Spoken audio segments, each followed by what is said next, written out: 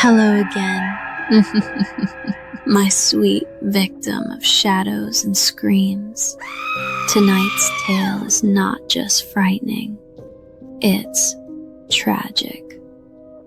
This is not just a ghost story, this is a warning. It begins with love, the deep, pure bond between a little boy and the man who made him feel safe. But what happens when that love doesn't let go? What if bedtime stories turn into instructions? What if games become rituals? A boy and his grandfather, and a game that should have ended with goodbye. This is the story of Peter. He is a 6-year-old boy, soft brown hair, wide, curious eyes, and a laugh that could melt the hardest heart. His best friend wasn't another child, it was his Grandpa Joe.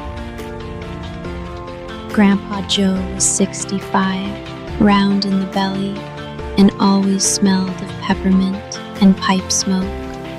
He was the kind of grandpa who played, who laughed, who listened, and their favorite game in the world was telephone. Not real calls, no.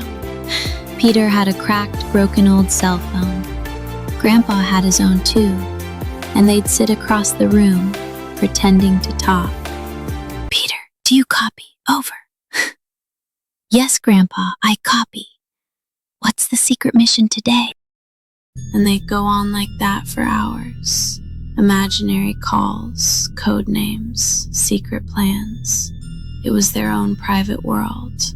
But one morning, that whole world stopped. Grandpa Joe died. It was quiet, peaceful, and sad. He didn't understand. He asked if Grandpa would come back tomorrow. He asked if he'd gone on a secret mission. His parents explained. They tried anyway. They spoke of angels, heaven, the fact that his grandpa was happy. But Peter had only one question. "Can Grandpa still call me from heaven?" They smiled, nodded, and said maybe. And then came the funeral. Peter stood at the edge of the open casket, clutching his broken phone like a lifeline. When no one was looking, he whispered, "Take this, Grandpa, so we can still play." And he dropped the phone into the casket. His parents noticed. Peter's dad said it wasn't proper and grabbed the boy with tearful eyes. But Peter screamed and screamed. He glared up at his father with tears trembling in his eyes. Tears turning to a hunger, not for comfort, but for retribution. The phone stayed. A week later, Peter wouldn't stop asking when Grandpa would call, so his father dug out another old phone from a junk drawer. It didn't work, of course. No SIM card, no service. But Peter didn't care. He sat on the edge of his bed every evening, clutching it tight with both hands, waiting, whispering, sometimes humming. Then one night, just after 3:17 a.m., it rang, "Hello?" in a breath filled with familiarity and warmth. There was a voice that sounded like Grandpa's to Peter. "Peter, do you copy?" Peter's smile stretched wider than it should have. "Yes, Grandpa, I copy." That night, Peter slept with the phone to his ear all night. Each night, the call came again, 3:17 a.m. Every time, Peter would whisper and giggle, then go quiet. Then he started asking questions no 6-year-old should ask, like, "Mom, do you know where Dad really goes when he works late? You shouldn't cry when you find out." One morning at breakfast, Peter spoke without looking up from his cereal. "Grandpa says the baby never had a name. Why didn't you name her?" The spoon fell from his mother's hand. She hadn't told anyone about the stillborn, not even Peter's father. One night, Peter shuffled into the kitchen, clutching the old phone. His voice was soft, dead serious.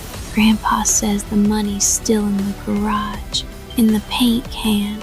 $5,632. Neither parent spoke. There was no money. No one ever said there was, not even in the will. But later that night, Peter's father checked anyway, just to prove the little boy wrong. And he found it. Every dollar, every cent. $5,632, right where Peter said it would be. One morning, Peter's phone was gone. They searched. When they asked him where it was, he said Grandpa took it to get a better signal. Then, at precisely 3:17 a.m., the baby monitor clicked on. Through the static, they heard Peter's voice. "Yes, I copy, Grandpa." Then the monitor died. When the parents burst into Peter's room, he was gone.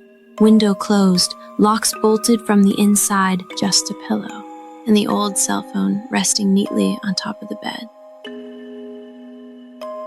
Peter's parents called the police. The detective said the first 48 hours are the most important. After 48 hours, usually the child doesn't come home. The next morning at 3:17, the broken cell phone rings and keeps ringing until Peter's mom and dad finally find it. The father sheepishly answers and hears, "Hello, Dad, do you copy?" At this point, with an absolute sign of terror on his face, he drops the phone on Peter's bed where he found it and says, "It's Pete," to his wife. Peter's mother then picks up the phone, sobbing. She hears, "Mom, do you copy?" In between sobs, she says, "Yes, I copy. Where are you, Pete?" "I'm with Grandpa. Don't cry, Mom." The next morning at 3:17, the distraught couple heard the broken phone ring again. The two parents looked at each other with both horror and disbelief. There was complete silence until the mother picked it up. "Mommy, Grandpa says it's your turn now." "Hello? Now Grandpa's calling you. And he doesn't like being kept waiting."